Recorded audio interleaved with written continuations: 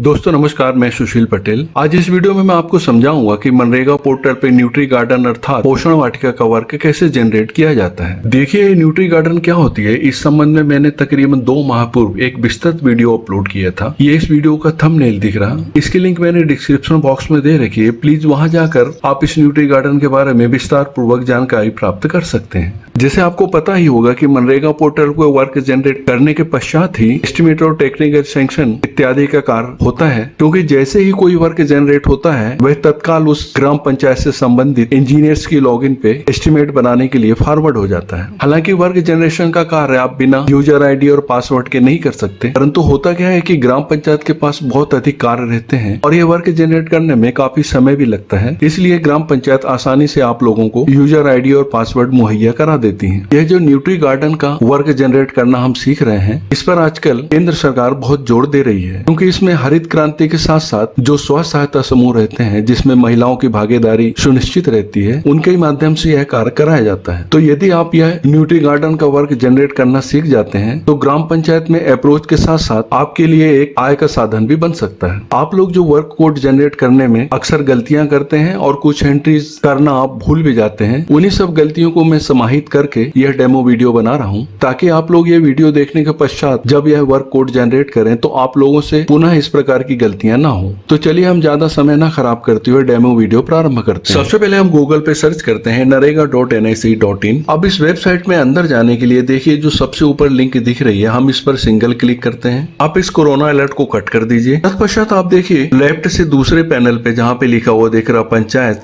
आप इस पर सिंगल क्लिक करें। तत्पश्चात आप ग्राम पंचायत पे क्लिक करें। इसके पश्चात डाटा एंट्री पे क्लिक करें। आप अपना स्टेट सिलेक्ट कर लें। मैं इस डेमो वीडियो के लिए मध्य प्रदेश सिलेक्ट करता हूँ। देखिए स्टेट सिलेक्ट करने के पश्चात कुछ इस प्रकार का पैनल हमारे सामने ओपन होता है। स्टेट तो ऑलरेडी यहाँ पे मेंशन होने लगता है। फाइनेंशियल ईयर हम 2020-21 सिलेक्ट करते हैं। डिस्ट्रिक्ट हम धार सिलेक्ट करते हैं। ब्लॉक हम कुक्षी सिलेक्ट करते हैं। ग्राम पंचायत हम उमरी सिलेक्ट करते हैं। अब हम ग्राम पंचायत की लॉगिन लिखते हैं यहाँ पर। तत्पश्चात पासवर्ड की एंट्री करते हैं।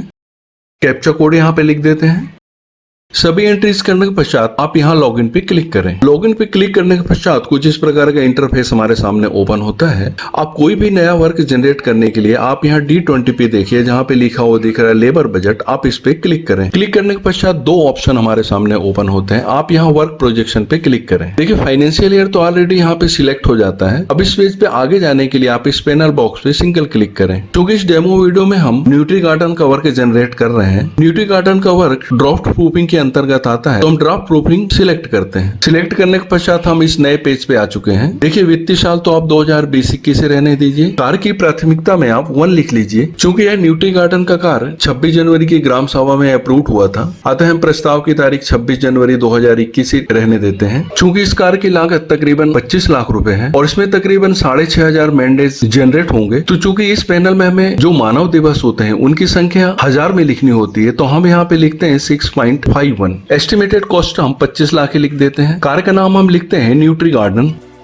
जो है न्यूट्री गार्डन का वर्क है यह एफोरेस्टेशन में भी आ जाता है और प्लांटेशन में भी आ जाता है, सीडिंग में भी आ जाता है। तो आप इन तीनों में से किसी भी एक को सिलेक्ट कर सकते हैं। इस डेमो वीडियो के लिए मैं सीडिंग सिलेक्ट करता हूं। अब आप यहाँ गांव का नाम लिख दीजिए। चूंकि इस ग्राम पंचायत में 2 गांव हैं, लुनेरा और उमरी, और यह न्यूट्री गार्डन का काम हम उमरी में कर रहे हैं, अतः मैं उमरी सिलेक्ट करता हूँ। Panchayat is declare for GIS, इसमें आप नो ही रहने दीजिए। चूंकि खाता संख्या और प्लॉट संख्या वहाँ के खसरा नकल के नंबर रहते हैं, वो अभी तक प्राप्त नहीं हुए हैं, और लेटीट्यूड और लॉन्गिट्यूड भी अभी तक नहीं लिए गए हैं, अतः इन चारों पैनल को आप ब्लैंक ही रहने दीजिए। अब आप वर्तमान स्थिति में नॉट एग्जिस्ट कर दीजिए। प्रस्तावित स्थिति में देखिए जहाँ पे सबसे ऊपर लिखा हुआ दिख रहा block plantation in fields horticulture community, आप इसे सिलेक्ट कर लें। हम इसे स्क्रॉल करके थोड़ा सा और नीचे ले आते हैं। वेदर असाइन टू SHG, चूंकि यह कार्य हम SHG के थ्रू ही करवा रहे हैं, अतः इसमें हम यस सिलेक्ट कर लेते हैं। इसके पश्चात आपको SHG ग्रुप को सिलेक्ट करना होगा, क्योंकि यह वर्क हम उसी गाँव में एक बजरंग स्व सहायता समूह है उसके माध्यम से करवा रहे हैं, तो इसमें हम बजरंग SHG सिलेक्ट करते हैं। मेरी आपको एक और रिक्वेस्ट है कि जब भी आप किसी भी स्व सहायता समूह को चुने तो उस ब्लॉक में पदस्थ NRLM के अर्थात आजीविका के जो भी अधिकारी और कर्मचारी हैं उनसे एक बार इस संबंध में डिस्कस अवश्य कर लें। तो मैं बजरंग SHG को सिलेक्ट करता हूँ। वेदर डेवलपिंग न्यूट्री गार्डन में इसमें आप यस ही रख दीजिए। चूंकि यह न्यूट्री गार्डन हम तकरीबन 1.5 से 2 एकड़ में डेवलप कर रहे हैं, अतः आप यहाँ पे 1.5 एकड़ ही लिख दीजिए। सीजनली में देखिए 2 ऑप्शन रहते हैं, सीजनल और round the year. Round the year का मतलब होता है है कि हम इसमें वो सब्जियां उगाएंगे जो साल भर में होती हैं, और सीजनल का मतलब वह होता है कि जो हम किसी पर्टिकुलर सीजन में ही डेवलप करेंगे। तो हम यहाँ पे राउंड द ईयर सिलेक्ट कर लेते हैं। इंटीग्रेटेड विद लाइव स्टॉक में आप यस ही रख दीजिए। अब देखिए, जब भी हम कोई न्यूट्री गार्डन डेवलप करते हैं तो उसके साथ साथ यदि आप चाहें तो ये 9 प्रकार के वर्क जो डिस्प्ले हो रहे हैं इन्हें भी आप डेवलप कर सकते हैं। परंतु जैसा आप जानते ही होंगे कि जब हम मनरेगा में कोई भी नया कार्य स्वीकृत करते हैं तो उसका हमें अलग से वर्क कोड जनरेट करना पड़ता है। परंतु इसमें आपको कोई भी एक वर्क सिलेक्ट करना ही होगा, नहीं तो सभी एंट्रीज करने के पश्चात जब आप लास्ट में सेव करते हैं तो यह प्रॉब्लम क्रिएट करता है। चूंकि यह तो एक डेमो वीडियो है, परंतु आपको मैं कहना चाहूंगा कि जब भी आप यह वीडियो देख के वर्क जनरेट कर रहे हो तो प्लीज आप इनमें से किसी भी एक वर्क को अवश्य सिलेक्ट कर लें। अब इसमें क्या प्रॉब्लम होती है आगे वीडियो में मैं आपको इसके बारे में बताऊंगा। कार्य निष्पादन स्तर ग्राम पंचायती है और कार्य निष्पादन एजेंसी हम RES मनावर सिलेक्ट कर लेते हैं। कार्य की स्थिति में आप न्यू सिलेक्ट कर लीजिए। चूंकि अभी इस कार्य की प्रशासकीय स्वीकृति तो प्राप्त हुई नहीं है, अतः कार्य शुरू करने की प्रस्तावित तारीख हम आज दिनांक से तकरीबन 1 माह बाद की एंट्री कर देते हैं। यह कार्य वार्षिक कार्य योजना में शामिल है, अतः हम यहाँ पे यस सिलेक्ट कर लेते हैं। अब यहाँ पे देखिए, जहाँ पे लिखा वो दिख रहा क्या संदर्श योजना में शामिल है। ये संदर्श योजना सुनने में बड़ा अटपटा सा लगता है, पर इसे SOP के नाम से जानते हैं, अर्थात सेल्फ ऑफ प्रोजेक्ट। चूंकि यह कार्य सेल्फ ऑफ प्रोजेक्ट में शामिल है, अतः हम यहाँ पे यस सिलेक्ट कर लेते हैं। डिस्ट्रिक्ट इरिगेशन प्लान में यह कार्य शामिल नहीं है, अतः हम यहाँ पे नो ही रहने देते हैं। और यह कार्य रेलवे रिलेटेड भी नहीं है, अतः इसमें भी हम नो ही रहने देते हैं। Will this work spill to next year, इसका अर्थ यह होता है कि क्या यह कार्य आगे वित्तीय वर्ष में भी रहेगा, तो आप यहाँ पे यस कर दीजिए। और यह कार्य कन्वर्जेंस में शामिल नहीं है, अतः इसमें आप नो ही रहने दीजिए। जब आप ये सभी एंट्री कर चुके होते हैं तत्पश्चात आप यहाँ सेव पे सिंगल क्लिक करें। देखिए, जैसे ही आप सेव पे क्लिक करते हैं तो आपके द्वारा जो इन्फॉर्मेशन छूट गई है तो वह यहाँ पे इंडिकेट होने लगती है। अब हमारे द्वारा क्या एंट्री छूटी है हम इसे कट करके देखते हैं। देखिए, टोटल प्लांट्स जो हम इस न्यूट्री गार्डन में डेवलप कर रहे हैं वह संख्या हमसे मिस हो गई है। इस न्यूट्री गार्डन में हम तकरीबन 2500 प्लांट डेवलप करेंगे, तो मैं यहाँ संख्या लिख देता हूँ 2500।